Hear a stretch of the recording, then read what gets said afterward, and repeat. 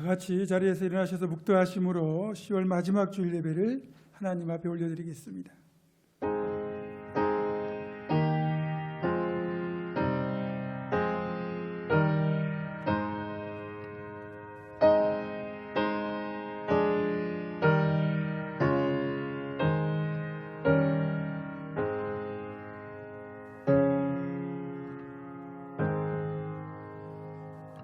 오직 나는 주의 풍성한 사랑을 힘입어 주의 집에 들어가 주를 경외함으로 성전을 향하여 예배하리이다. 주께 피하는 모든 사람은 다 기뻐하며 주의 보호로 말미암아 영원히 기뻐 외치고 주의 이름을 사랑하는 자들은 주를 즐거워하리이다. 하나님은 영이시니 예배하는 자는 영과 진리로 예배할지니라. 아멘.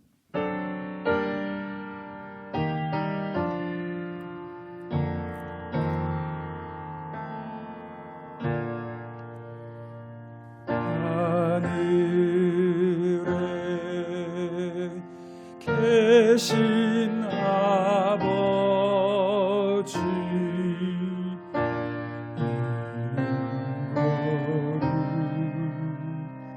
하사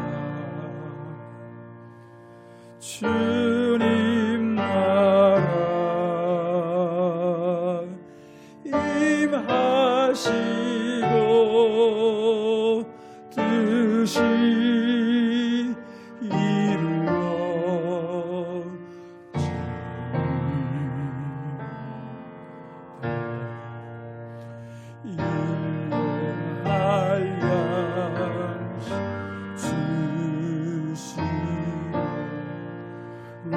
우리들의 근죄 다 용서하시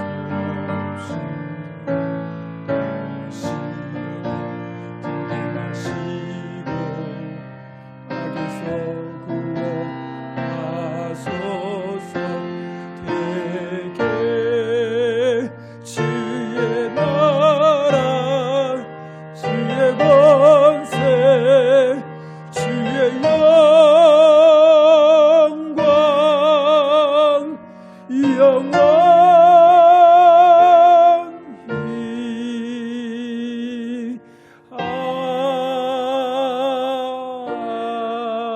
아멘. 만복의 근원이 되시는 아버지 하나님 감사합니다. 광야의 백성들을 불기둥과 구름기둥으로 인도하여 주신 것과 같이 우리를 여기까지 지켜주시고 사랑하여 주시며 인도하여 주심을 감사드립니다.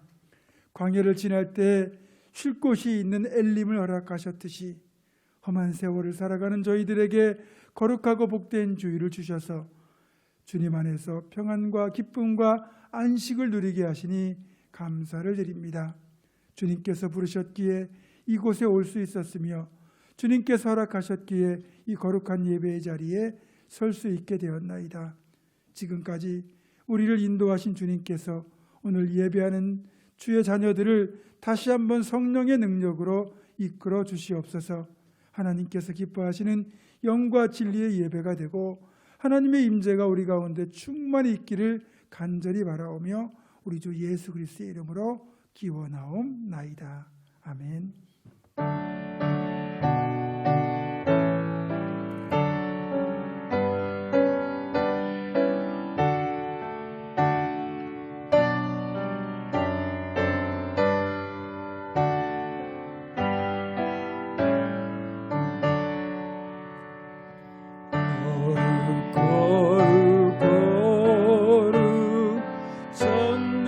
전능하신 주님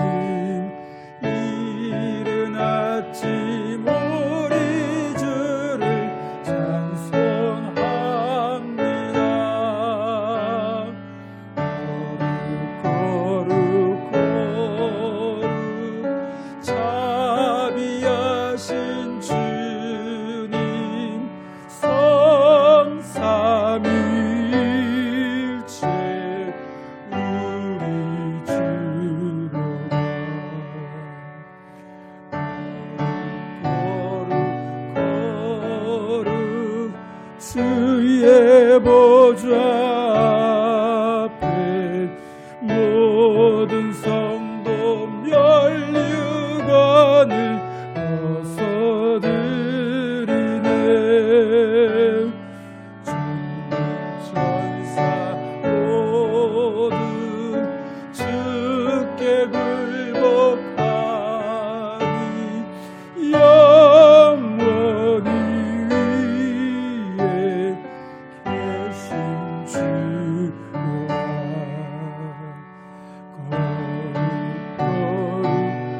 거룩 주의 빛난 영광 모든 죄인 눈 어두워 볼 수 없도다. 거룩하신 이가 주님밖에 없네. 온전히 전능하신 주로다.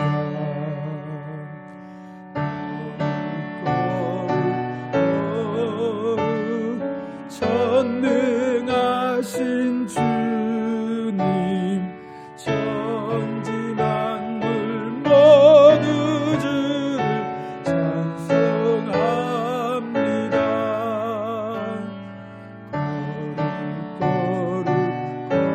거룩 전능하신 주님 성삼일체 우리 주로다.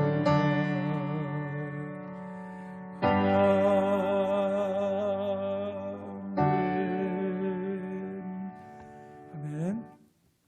이 시간에는 지난 일주일을 살면서 지었던 하나님과 나만이 하는 은밀한 죄를 정직하게 고백하며 조용히 참회의 기도를 드립니다.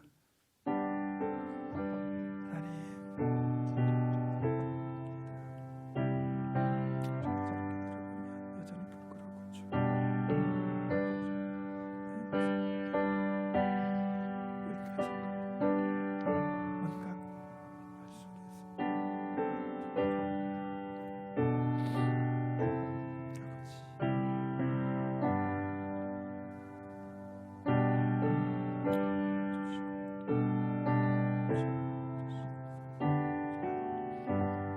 예수는 우리를 깨끗게 하시는 주시니 그의 피 우리를 눈보다 더 희게 하셨네.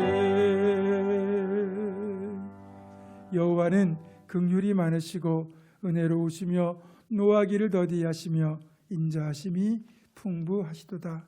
그러므로 이제 그리스도 예수 안에 있는 자에게는 결코 정죄함이 없느니라. 아멘. 다 같이 사도신경으로 우리의 신앙을 한 목소리로 고백합니다. 나는 전능하신 아버지 하나님 천지의 창조주를 믿습니다. 나는 그의 유일하신 아들 우리 주 예수 그리스도를 믿습니다. 그는 성령으로 잉태되어 동정녀 마리아에게서 나시고 본디오 빌라도에게 고난을 받아 십자가에 못 박혀 죽으시고 장사된 지 사흘 만에 죽은 자 가운데서 다시 살아나셨으며 하늘에 오르시어 전능하신 아버지 하나님 우편에 앉아 계시다가 거기로부터 살아있는 자와 죽은 자를 심판하러 오십니다. 나는 성령을 믿으며 거룩한 공교회와 성도의 규제와 죄를 용서받는 것과 몸의 부활과 영생을 믿습니다. 아멘. 자리에 앉으셔서 교동문 30번, 시편 67편을 교독합니다.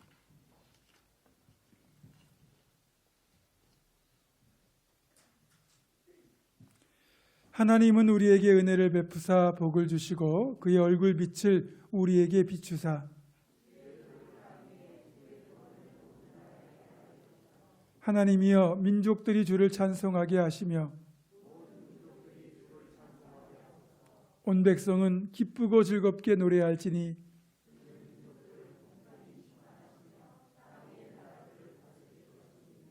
하나님이여 민족들이 주를 찬송하게 하시며 모든 민족으로 주를 찬송하게 하소서.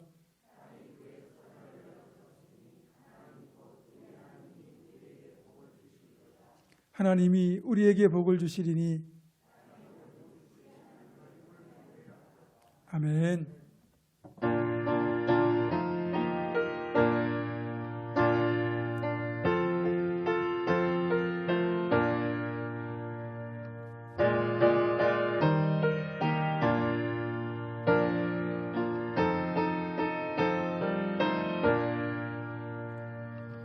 인들의 마른 풀같이 시들은 나의 영혼 주님이 약속한 성령 간절히 기다리네.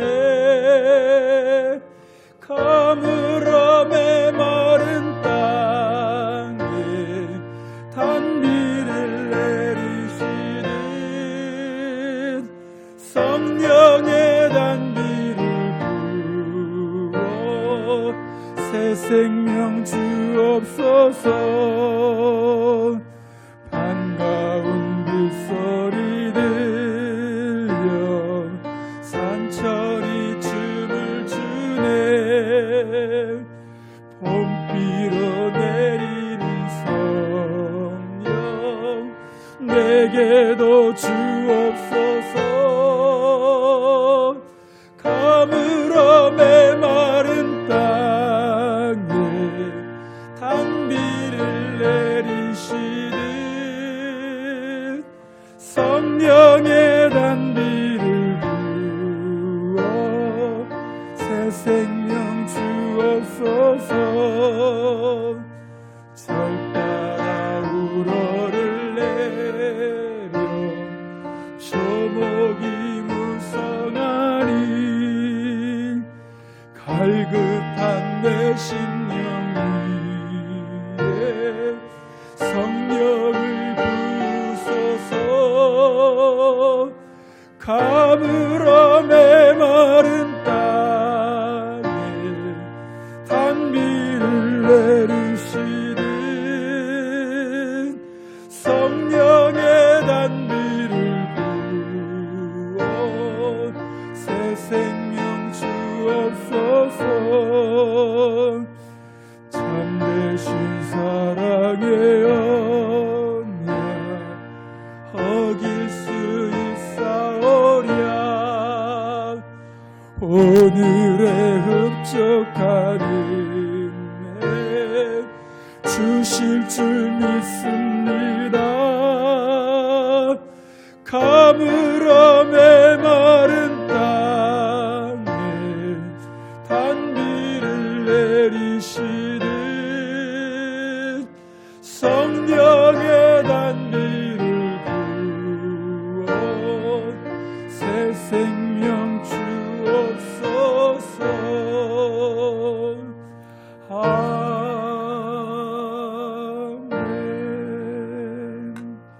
아멘. 이 시간에는 우리를 대표하여 이정숙 권사님 기도하시겠습니다.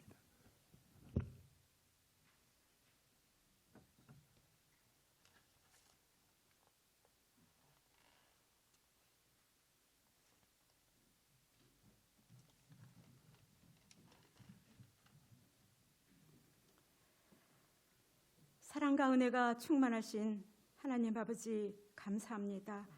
한 주간도 지켜주셔서 하나님의 보호 속에서 살게 하시고 복된 주일 주님의 거룩하신 제단 앞에 엎드려 기도하게 하시니 진심으로 감사합니다.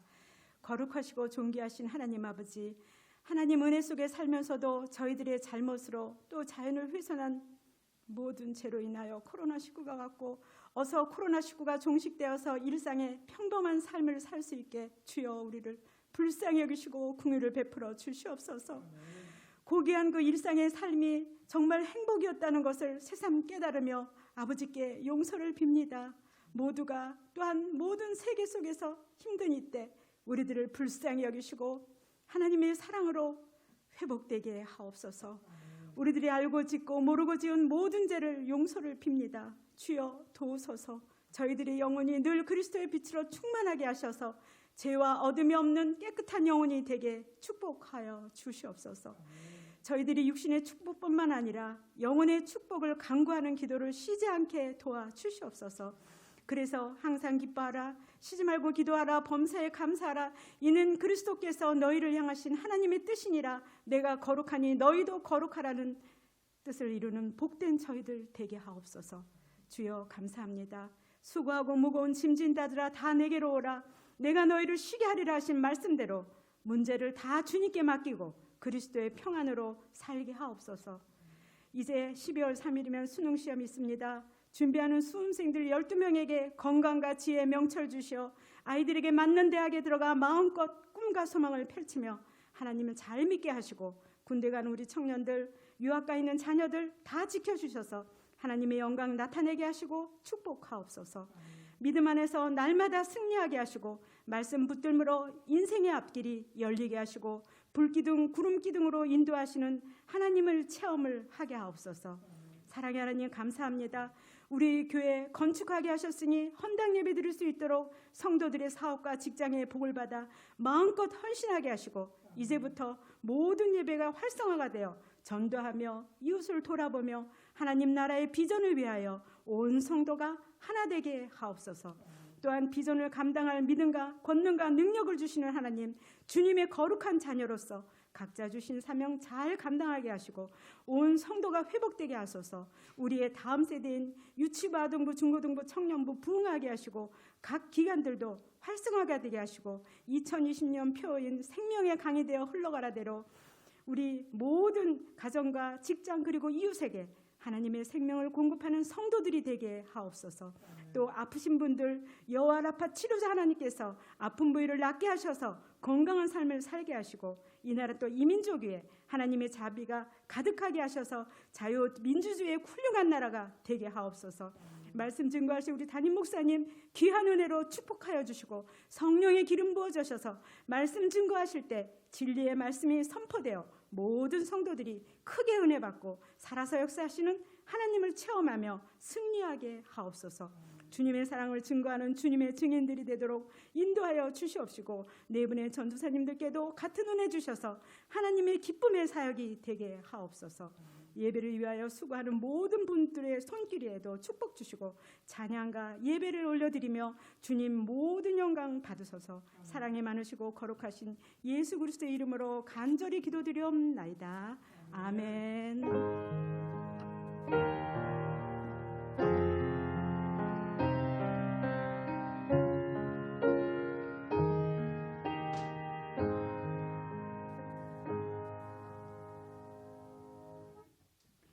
봉헌합니다.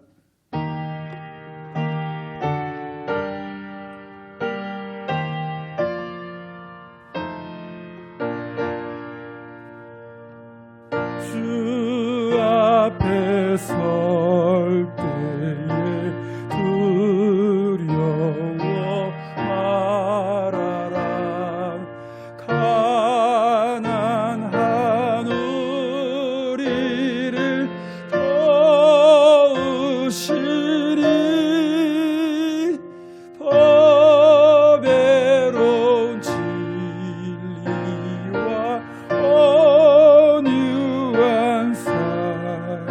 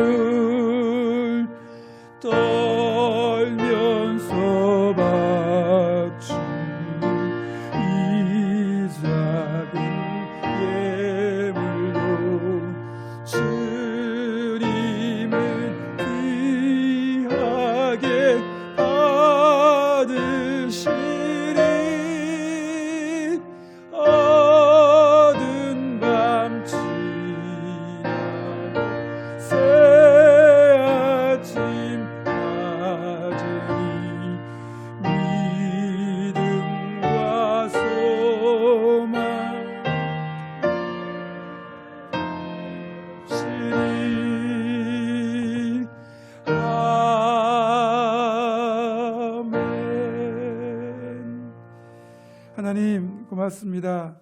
또 하루하루 살아가다 보니 어느덧 10월의 마지막 주일을 맞이하였습니다.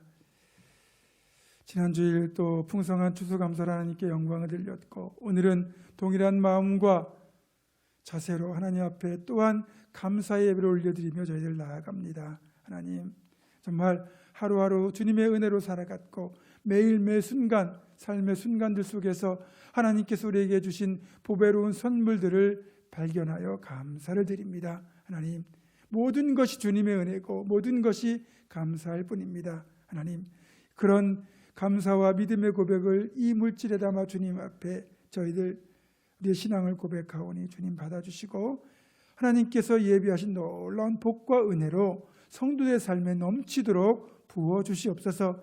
복이 빈 곳이 없도록 구석구석 다 채워주시고, 하나님 그 복이 넘침으로 말미암아 정말 세우신 모든 곳에서 정말 축복의 통로가 되고 생명의 강이 되어 풍성하게 흘러가는 우리 모두가 되게 하여 주시옵소서.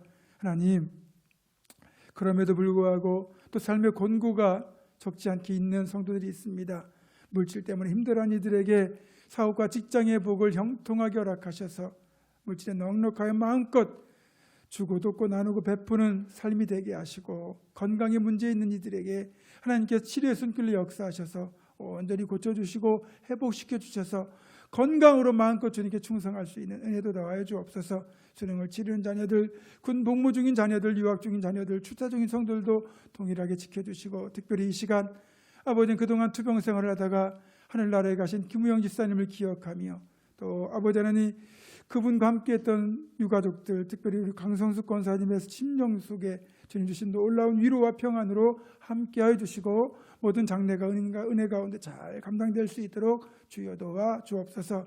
또 예배, 회복된 예배를 위하여 아버지 열체크와 또 방역과 모든 모습들, 보이지 않는 곳에서 보이는 곳까지 수고하며 섬기는 모든 손길들 위에도 동일한 은혜와 복을 더하시기를 간절히 원하옵고, 주 예수 그리스도의 이름으로 감사하며 기도드립니다. 아멘.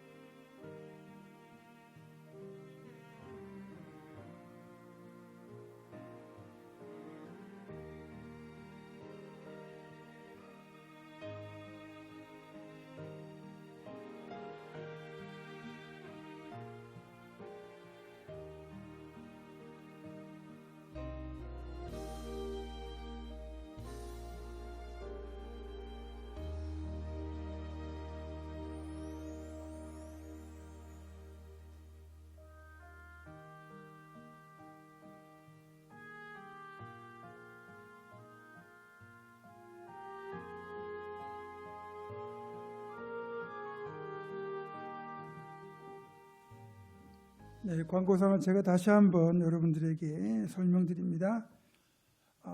다음 주일부터 저희들 오후 예배, 오후 3시에 드리는 오후 찬양 예배를 시작하려고 합니다. 그 사이에 이 코로나19 상황이 아주 악화되지만 않고 현 상태 이상을 유지한다면 오후 찬양 예배를 회복할 거고요. 아직까지는 교회 내 소모임 금지 그리고 식사 제공 금지가 되어 있습니다.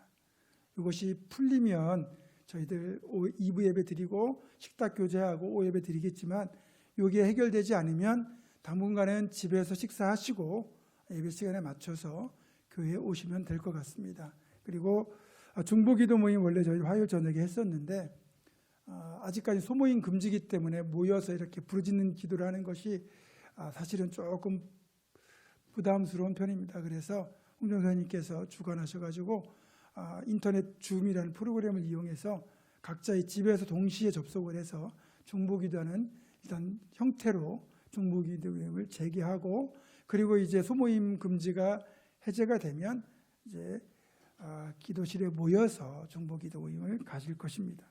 여러분들 기억하시고 많이 참석해 주시길 바라고요.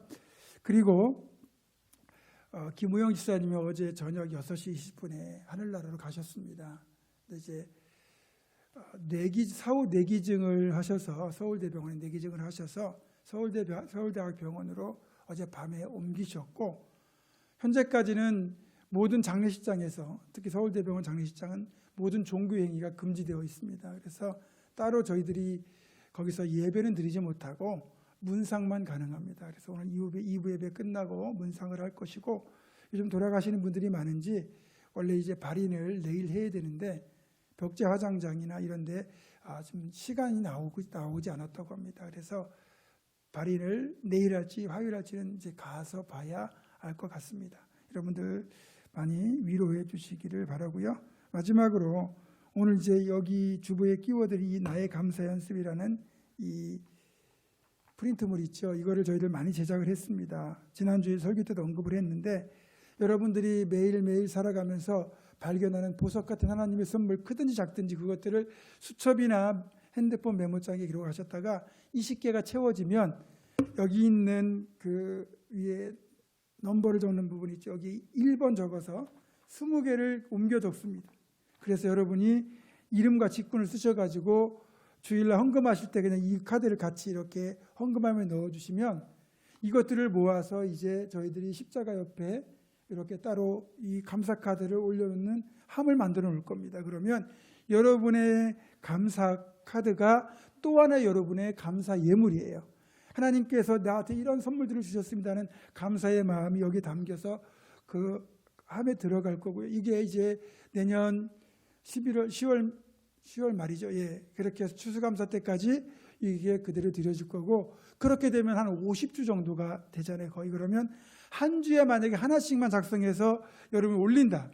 뭐 더 빨리 하실 수도 있는 분도 있겠죠. 그러면 이제 번호가 50개가 될 거예요. 50이 되고 뒤에 20개를 적었으니까 1000개의 감사가 하나님 앞에 드려지는 것일 거고, 아마 이 감사를 찾는 과정을 통해서 여러분 자신이 먼저 큰 은혜와 축복을 누리게 될 겁니다. 그래서 우리 모두 한번 1000개의 감사를 하나님께 또 하나의 예물로 올려드리자. 이거를 여러분들과 우리가 함께 하려고 합니다. 저도 동참하고요. 그래서 한번 우리가 1000개의 감사를 하나님께 드리는 감사의 시간들을 가져봤으면 좋겠습니다. 자세한 것은 주보 칼럼을 참고하시고 잘 이해가 안 되시면 우리 교역자들에게 문의하시면 되겠습니다. 오늘 우리들에게 주시는 하나님의 말씀은 구약 사사기 14장 1절로부터 4절의 말씀입니다. 구약 387쪽입니다.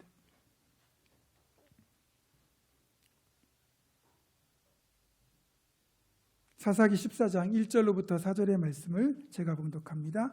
삼손이 딥나에 내려가서 거기서 블레셋 사람의 딸들 중에서 한 여자를 보고 올라와서 자기 부모에게 말하여 이르되 내가 딥나에서 블레셋 사람의 딸들 중에서 한 여자를 보았사오니 이제 그를 맞이하여 내 아내로 삼게 하소서 하며 그의 부모가 그에게 이르되 네 형제들의 딸들 중에나 내 백성 중에 어찌 여자가 없어서 네가 할례받지 아니한 블레셋 사람에게 가서 아내를 맞으려 하느냐 하니 삼손이 그의 아버지에게 이르되 내가 그 여자를 좋아하오니 나를 위하여 그 여자를 데려오소서 하니라. 그때 블레셋 사람이 이스라엘을 다스린 까닭에 삼손이 틈을 타서 블레셋 사람을 치려 함이었으나 그의 부모는 이 일이 여호와께로부터 나온 것인 줄은 알지 못하였더라. 아멘.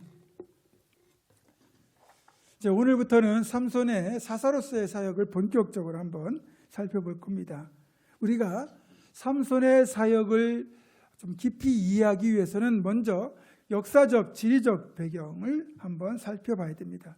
지금 여러분에게 보여드리는 지도를 참고하시면 좋겠습니다. 우선 삼손의 출생지는 저 중간에 있는 단지파의 소라라는 땅입니다. 그리고 삼손에게 여호와의 영이 임했다고 되어 있는 소라와 에스다올 사이 마한에 대한 지역은 지도에서 보시는 것처럼 이스라엘과 블레셋 경계지역 인근에 위치한 성읍입니다. 저기 붉은 줄로 그어진 부분이 그 당시 삼손이 사사로 사역하던 당시 블레셋과 이스라엘 사이의 경계 지역에 해당되는 곳입니다. 그리고 오늘 본문에서 삼손이 블레셋의 여성과 결혼하겠다고 내려간 딥나는 마하나데나에서 가까운 블레셋의 성읍입니다. 이스라엘 백성들이 가나안 땅에 들어온 지 수백 년이 지났는데 이방 족속인 블레셋 족속과 어느 정도 왕래가 있었고 교제가 있었음을 볼 수 있는 대목이기도 합니다. 참고로 블레셋은 지도에서 보시는 것처럼 가나안 땅에서 대라고 되어 있는 지중해를 연하여 있는 서쪽 해안 지역에 자리 잡고 있는 농경 민족으로 이스라엘보다 빨리 가나안 땅에 정착해서 이 비옥한 평야 지대를 발판으로 그들의 문명을 일찍부터 발전시켜 번영을 누렸습니다.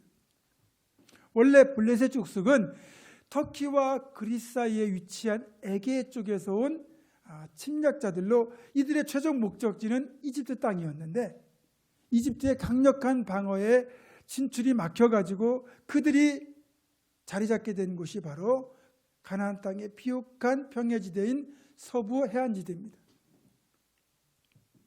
그리고 그렇게 이제 서부 해안지대의 자리를 잡으면서 일찍부터 문명이 발달해서 이들은 삼손 시대에 이미 철기 문화가 자리 잡고 있었습니다. 반면에 아직도 이스라엘은 청동기 문명에 머무르고 있을 때입니다. 그러면 우리가 역사에서 배웠지만 이 철기 문명을 청동기 문명이 이길 수가 없어요. 만약에 철기를 사용하는 군대와 청동기를 사용하는 군대라면 당연히 철기가 더 강력하기 때문에 철기가 가진 민족이 더 우세합니다. 그래서 당시 삼손 시대만 해도 블레셋의 군사력이 이스라엘보다 더 강했고, 그리고 이제 이 블레셋의 군사력이 절정이 이를 때가 언제냐면 사무엘이 사사로 봉직하기 직전, 그러니까 엘리 제사장 시절입니다. 그때 이스라엘 군대가 블레셋 군대에게 완전히 대패하고 심지어는 언약궤까지 빼앗길 정도로 블레셋의 군사력이 막강했었습니다. 하지만 이렇게 막강했던 블레셋의 군사력도 다윗이 이스라엘의 왕이 되면서 다윗에게 결국은 정복되어 힘을 잃어갔고요. 얼마 남지 않은 이 블레셋의 이 사람들이 결국 주전 604년 바벨론 왕 느부갓네살에 의해서 완전히 멸망당하면서 역사 속으로 사라지게 됩니다. 이런 역사적 지리적 배경을 여러분이 염두에 두고 사사기를 읽고 들으시면 훨씬 더 이해가 잘 될 겁니다. 일단 사사로서의 삼손의 출발은 순조로웠다고 할 수 있습니다. 오늘 본문의 바로 앞구절인 사사기 13장 25절을 보면 소라와 에스다올 사이 마하네단에서 여호와의 영이 그를 움직이기 시작하셨더라, 이렇게 되어 있죠.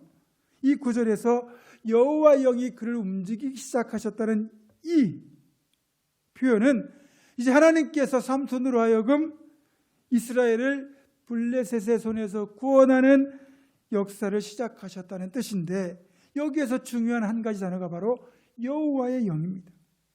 다시 설명하자면 여호와의 영이 삼손을 움직이기 시작하셨다는 이 말은 사사로서의 사역을 시작하는 삼손에게 여호와의 영이 임하셨다는 뜻이죠. 그러면 이 여호와의 영이 임함으로써 삼손이 사사로서의 사역을 시작하는 모든 준비가 완벽하게 끝났다는 뜻이기도 합니다. 자, 사역자는요, 여호와의 영이 충만해야만 비로소 사역을 시작할 수 있는 겁니다. 그게 준비가 끝나는 거예요. 여러분, 준비가 끝나는 것과 시작하는 것이 일치하잖아요. 그러면 여호와의 영, 성령이 충만한 것이 바로 모든 사역자의 준비가 끝나는 것이고 사역자로 성공적인 시작을 하는 거죠.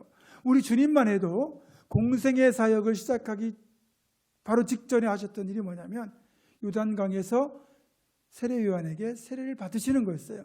그리고 세례를 받으시고 물 위로 무트로 올라오시는 예수님에게 무슨 일이 일어났습니까?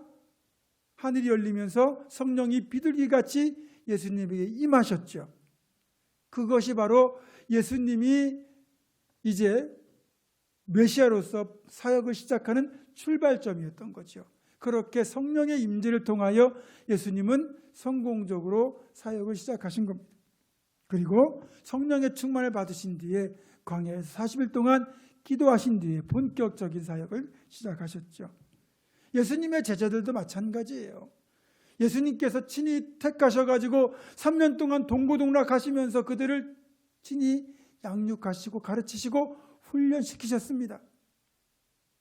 모든 준비가 끝난 것처럼 보이지만 끝나지 않았어요.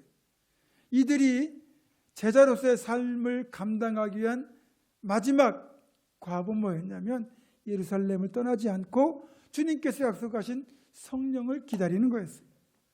그리고 이들이 오순절 마가의 다락방에서 성령의 임재를 경험하고 나서야 비로소 제자로서의 사역을 감당할 수 있었습니다. 우리가 하나님께서 맡겨주신 사역을 감당하려면 성령의 임재가 충만한 상태에서 일해야 되는 이유가 여기에 있습니다. 그것이 사역자로서의 준비가 끝나는 것이기도 하지만 성령의 임재와 충만함이 없는 상태에서 행하는 사역은 힘만 무지무지 들고요, 열매는 전혀 없습니다. 왜냐하면 성령의 임재와 충만함이 없는 상태에서 일하는 것은 하나님이 일하시는 것이 아니라 내가 일하는 것이기 때문이죠. 그것도 나 혼자 하는 것이기 때문입니다. 만약에 여호와의 영이 없는 상태에서 나 혼자 열심히 일한다고 생각해 보세요. 그러면 어떤 일이 벌어질까요? 금방 낙심하고 금세 지칩니다. 이런 사실을 잘 보여주는 가장 분명한 사례가 바로 엘리야의 경우입니다. 엘리야는 여호와의 영이 충만할 때와 그렇지 않을 때가 아주 극단적으로 엇갈리죠. 엘리야가 여호와의 영에 의지하여 일할 때는 폭군 아합도 두렵지 않았고, 그리고 우상 숭배자 이세벨도 무섭지 않았습니다. 단독으로 우상 숭배자 850명과 갈멜산에서 대결을 벌였고, 그가 기도하니까 하늘이 열려서 불이 내려와 응답이 이루어졌고, 그가 기도하니까 3년 6개월 동안 비가 내리지 않던 그 땅에 단비가 내렸습니다. 그뿐이 아닙니다. 비가 내리게 되니까 이스라엘까지 가는 그 아합의 마차 앞에서 아합보다 더 빠른 속도로 달려가기까지 했습니다. 이렇게 엄청난 능력으로 사역을 감당하던 엘리야였는데, 그가 여호와의 영이 아닌 인간의 힘과 의지, 능력에 의지할 때는 어떻게 됐습니까? 내일 이맘때쯤 너도 네가 죽인 이 사람들처럼 되리라 라고 하는 이세벨의 협박 앞에서 엘리야가 완전히 무너지고 말았습니다. 그래서 그 길로 광야로 도망쳐가지고 로뎀나무 아래에 앉아가지고 이제는 조카오니 내 영혼을 데려가 달라고, 그렇게 하나님 앞에 죽여달라고 하소연할 정도였습니다. 이렇게 능력 있게 사역하던 이들이 갑자기 무너지는 경우는 충만했던 여호와의 영이 고갈될 때 나타나는 전형적인 모습입니다. 어려운 시대와 환경 속에서 사명자가 사명을 제대로 감당하기 위해서는 그래서 늘 성령의 충만을 유지해야 됩니다.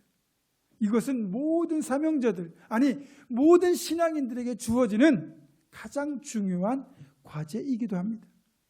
이제 사사의 직분을 시작하는 삼손에게 여호와의 영이 임하였고, 여호와의 영이 삼손을 이끌어 가시고 있기 때문에 앞으로 계속하여 삼손이 여호와의 영을 의지하고 그러면서 사사의 직분을 감당한다면 삼손은 성공적으로 이 사명을 감당할 수 있을 것이고, 이스라엘을 블레셋의 손에서 완전히 구원할 수 있을 겁니다.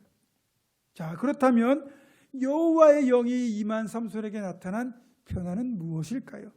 크게 두 가지 특징이 나타나게 되는데, 첫 번째 특징은 바로 육체적 변화입니다. 그 육체적인 특징으로 상상을 초월하는 엄청난 힘의 소유자가 되었다는 거예요. 이후에 우리가 이 사사기를 읽어나가다 보면 삼손이 괴력을 발휘하는 장면들을 보게 되는데 도무지 이게 사람에게서 나온 힘이라고 볼 수 없는 초인적인 힘과 전투력을 발휘하는 것을 보게 됩니다. 사사기에 기록된 것만 해도 젊은 사자와 맞붙어서 사자를 염소새끼 찢어버리듯 찢어버리고 또 여우 300마리를 붙들어서 꼬리와 꼬리를 묶기도 하고요. 또 자신의 몸을 단단히 결박한 새 밧줄을 불탄 삶처럼 끊어버리고 나귀 턱뼈 하나로 1000명을 때려 죽이고 성벽 문짝과 두 문설주와 문빗장을 빼어서 그걸 메고 산꼭대기까지 올라갈 정도입니다.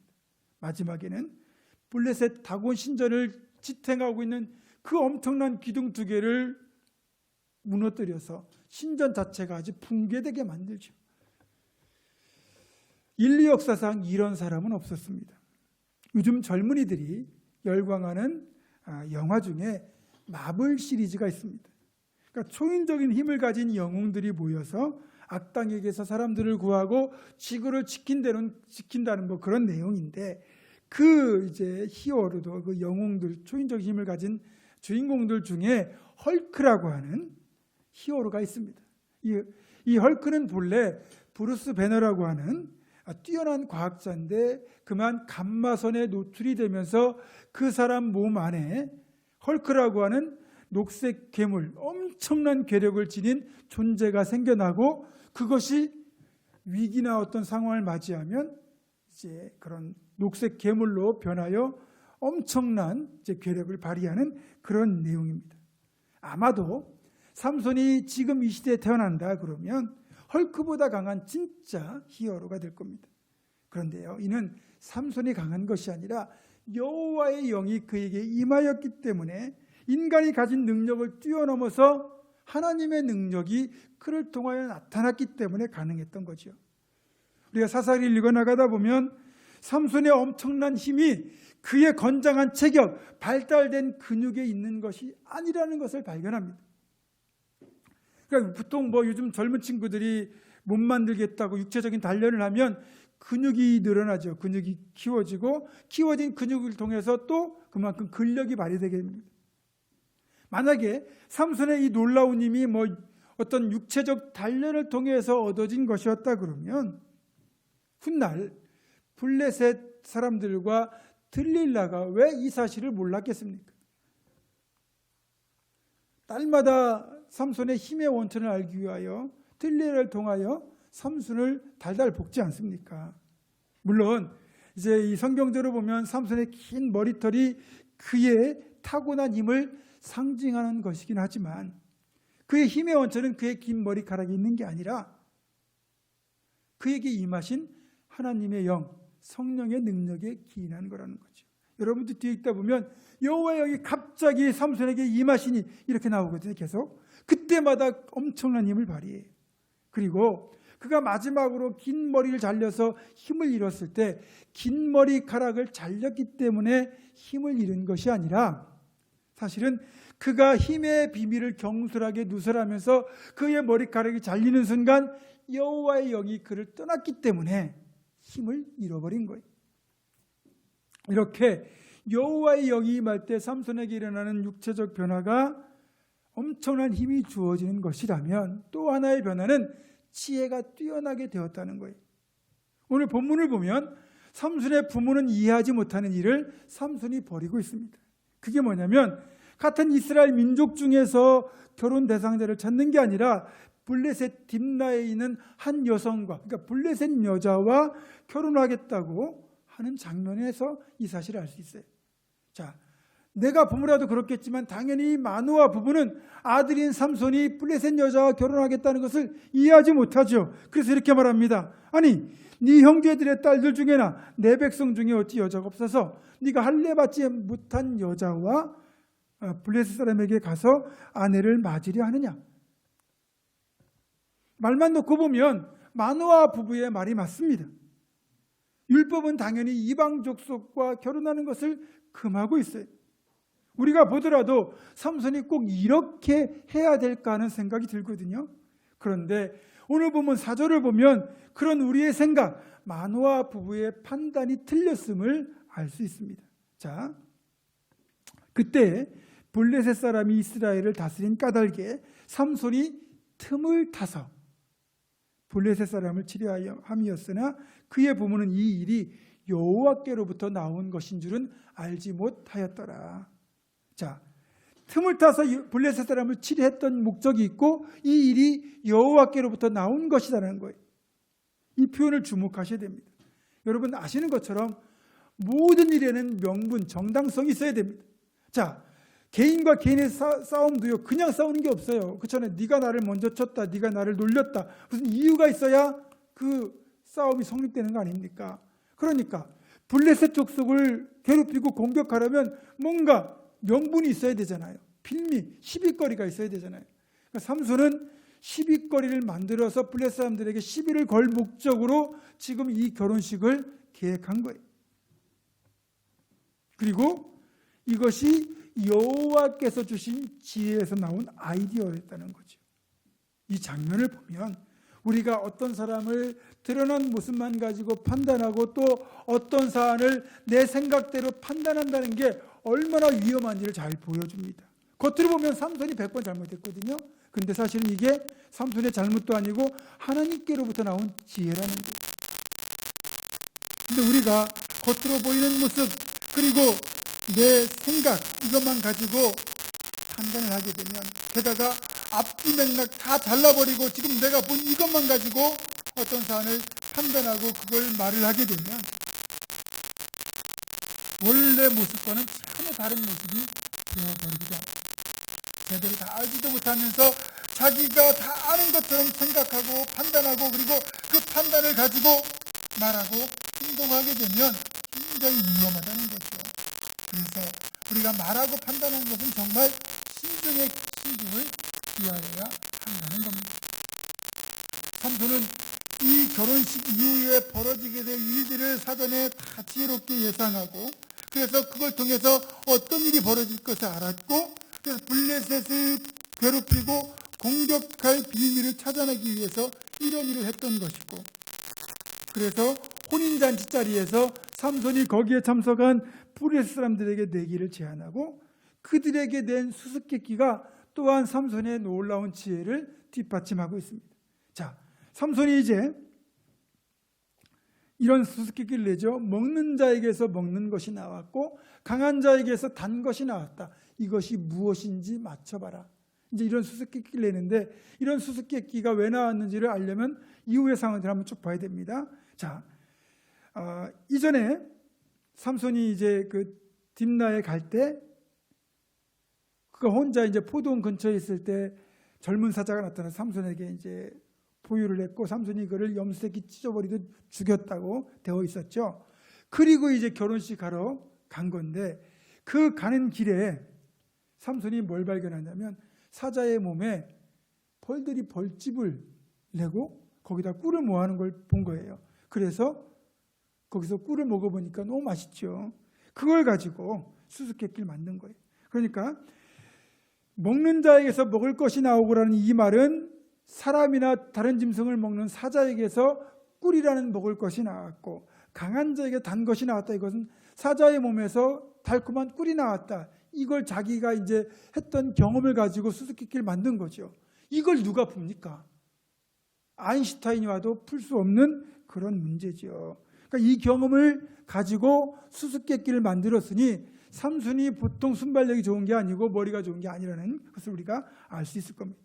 자, 그리고 이 수수께끼를 위하여 블레셋 사람들에게 일종의 내기를 제안하고 그것이 가져올 결과를 예상하여 블레셋을 공격할 필미를 얻으려고 했던 겁니다. 삼손의 지혜가 돋보이는 장면인데 이게 바로 삼손 자신에게 있던 것이 아니라 여호와의 영이 그에게 임하였을 때 나타난 현상이라는 거죠. 이사야 11장 2절은 이렇게 말씀합니다. 그의 위에 여호와의 영, 곧 지혜와 총명의 영이요 모략과 재능의 영이요 지식과 여호와를 경외하는 영이 강림하시리니 성령이 임하시면 여호와의 영이 임하시면 지혜롭게 되고 총명하게 되고 모략과 재능을 갖게 된다는 거예요. 성령이 임하시면 나타나는 놀라운 변화 중에 하나입니다. 물론 그렇게 성령이 우리에게 임하셔서 지혜와 총명과 모략과 재능을 부어주시는 이유는 그것 가지고 잘 먹고 잘 살라고 그렇게 주시는 게 아니라 하나님의 일 제대로 감당하라고, 사명 감당하라고 주시는 거거든요. 그리고 이것들이 있어야만 또 우리가 제대로 사명을 감당할 수 있죠. 자, 복음서를 보면 베드로를 포함한 예수님의 제자들은 대부분 배움이 없는, 학문이 없는 사람들이었어요. 학문 없이 무식하게 갈릴리에서 고기를 잡던 사람들이고, 그만큼 말주변도 없고 지식도 없고 지혜도 부족했던 사람들입니다. 그랬던 제자들인데 사도행전 2장에서 이들이 성령의 임재를 통하여 변화되고 나니까 그들에게 하나님께서 영을 부어주시고 그들이 나가서 청산유수처럼 예수님이 메시아라는 복음을 선포하고 설명하고 전도하는 전도자로 변화되지 않습니까? 그리고 실제로 놀라운 복음의 열매들을 맺잖아요. 다 성령의 임재를 체험했기 때문에 나타난 변화 중에 하나입니다. 그리고 이어지는 사도행전 4장을 보면 이 갑작스러운 교회의 부흥에 놀란 이 서기관들, 바리새인들, 제사장들, 이들로 구성된 산헤드린 공회에서 베드로와 요한을 붙잡아다가 예수의 이름으로 말하지도 말고 전하지도 말라고 아주 엄포를 놓습니다. 그 자리에서 베드로가 담대하게 복음의 정당성을 역설하죠. 그러니까 산헤드린 공회가 깜짝 놀랍니다. 그러면서 이런 반응을 보이죠. 사도행전 4장 13절과 14절입니다. 그들이 베드로와 요한이 담대하게 말함을 보고 그들을 본래 학문 없는 평범한 사람으로 알았다가 이상히 여기며 또 전에 예수와 함께 있던 줄도 알고 또 병나은 사람이 그들과 함께 서 있는 것을 보고 비난할 말이 없는지라. 그렇게 성령으로 충만했던 베드로와 요한은 산헤드린 공회의 그 무서운 협박에도 굴하지 않고 담대하게 말했고, 그리고 그들의 말이 얼마나 도리가 있었든지 학문 없는 사람들이 어떻게 이 말을 잘하느냐, 그렇게 반응을 보일 정도였습니다. 이렇게 성령이 임하시기만 하면 배움이 없는 우리를 할지라도 우리에게 지식과 지혜가 뛰어나게 되고 여기에 언변과 리더십까지 주어지게 됩니다. 그래서 우리가 사명을 감당하기 위해서는 반드시 여호와의 영 성령을 충만하게 힘입어야 되고, 그래야 끝까지 하나님 나라 가는 그날까지 사명을 제대로 감당하는 하나님의 사람들이 될 수 있습니다. 해마다 연말이 되면 각 기관과 부서에 필요한 일꾼들을 이제 임명하게 되는데, 이때쯤 되면 적지 않은 분들이 교역자들에게 이번에는 자신들을 봉사자 목록에서 빼달라고 그렇게 부탁을 하면서 직분을 사양하는 모습을 경험합니다. 이렇게 말씀하시는 이유는 다양하죠. 나는 능력이 안 된다, 내년에는 바쁜 일이 있다, 또 내가 다른 부서를 섬기고 싶다, 이제는 쉬고 싶다 등등 다양한 이유들이 있습니다. 왜 이런 생각을 하게 되었을까요? 그리고 왜 사역을 하는 도중에 지치고 탈진했을까요? 우리 모두 사람인지라 가끔은 내 삶이 힘들 때 신앙생활까지 흔들리는 경우가 있습니다. 게다가 열심히 일하고 있는데 기운을 쏙 빼놓는 말을 들을 때가 있죠. 그 순간 교회고 뭐고 다 그만두고 싶어져요. 저도 그런 경험을 했으니까요. 저도 그런 마음을 그래서 이해 못하는 건 아닌데, 솔직히 이 사명이라는 거는요, 내 상황에 따라서 하고 말고를 내가 결정할 수 있는 사안이 아니라는 겁니다. 삼손의 경우도 그가 사사가 되겠다고 자원한 것도 아니고 태어날 때부터 이미 나실인 사명자의 길을 가야 된다는 것을 알았어요. 그리고 받아들였어요. 그래서 순순히 사사로서의 그 길을 갑니다. 여러분, 사명은 포기하는 것이 아닙니다. 만약에 여러분이 사명을 제대로 감당하고 싶은데 이런저런 상황이 여의치 않아서 그런 거라면 성령의 충만을 그래서 먼저 구하셔야 됩니다. 그러면 저는 그 간구를 하나님이 무척이나 기뻐하실 거라고 생각합니다. 그러면 하나님이 그렇게 사명 감당을 위해서 성령을 달라고 간과하는 여러분의 모습을 기뻐하시니까, 그러면 하나님 성령을 통하여 지혜도 주시고 능력도 주시고 건강도 주시고 물질도 주시고 그 사명 감당을 통하여 여러분이 경험하게 된 놀라운 기쁨과 행복도 풍성하게 더하여 주실 겁니다. 무엇보다 여러분이 그렇게 주님의 일을 감당하려고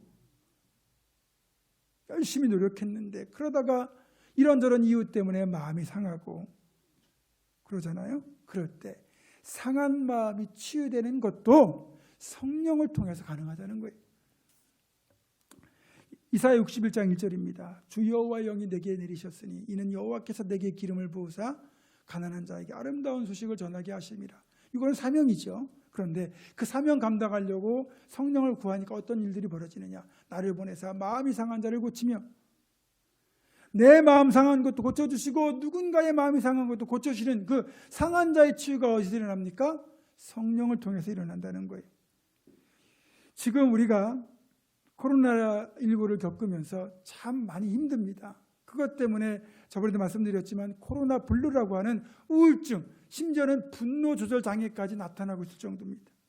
이렇게 사랑이 식어지고 우울과 짜증만 가득한 이 시대에 상처받는 일이 더욱 많아지지 않았습니까? 이런 때일수록 진정한 회복과 치유는 성령으로만 가능합니다. 성령 충만할 이유가 또 있는 거죠. 여러분, 말씀을 정리합니다. 삼손이 사사로 활동을 시작할 그 당시만 해도 이스라엘의 상태는 정치적으로나 종교적으로나 모든 면에서 아주 어둡고 암울한 상태였습니다.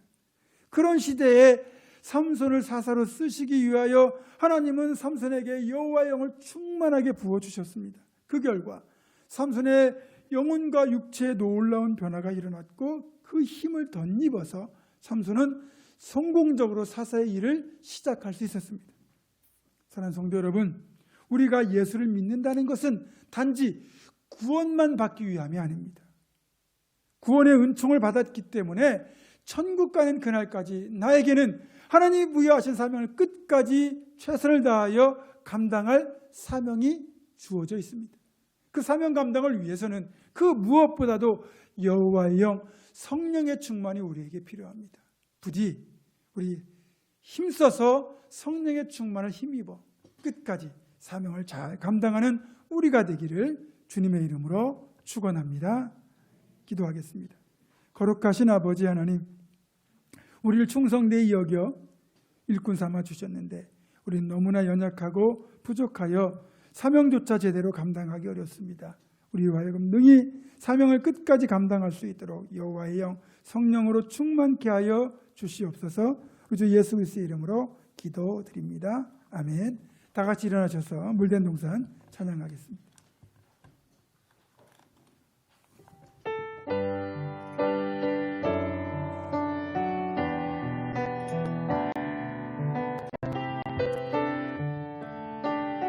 주님을 항상 인도하시리.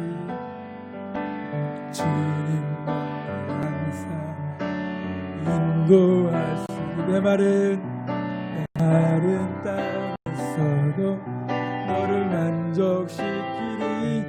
너는 물된 동산 같겠고 마르지 않는 샘 같으리. 나는 물된 동산 같겠고 마르지 않는 샘 같으리. 한 번 더 기도합니다.